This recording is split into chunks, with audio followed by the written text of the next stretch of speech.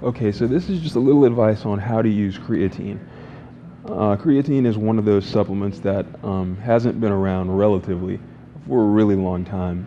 But there's a lot of confusion on how to use it, what's appropriate, what amounts are appropriate. So I'm just going to give you a few of the high points about creatine. First of all, before you start any supplementation program, make sure you consult a medical professional.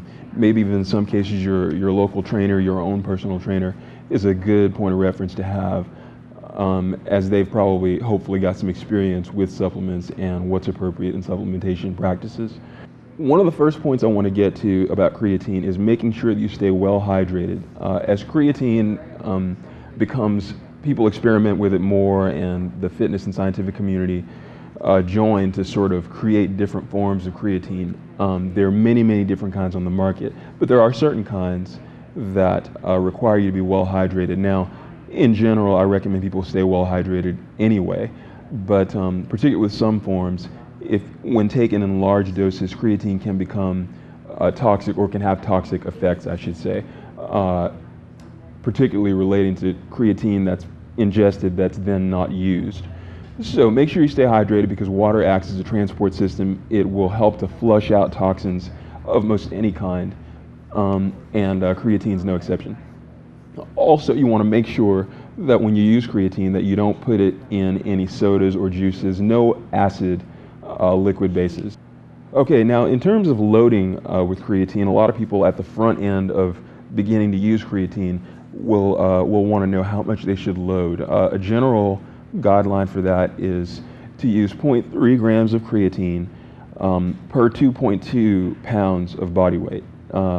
Now, again, there are many different kinds of creatine on the market, so be sure that the creatine you're using, that you're taking into account the additives that are included in that creatine.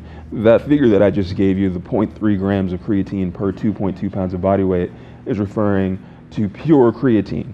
So the dose might be larger or smaller depending on the kind of creatine that you're using.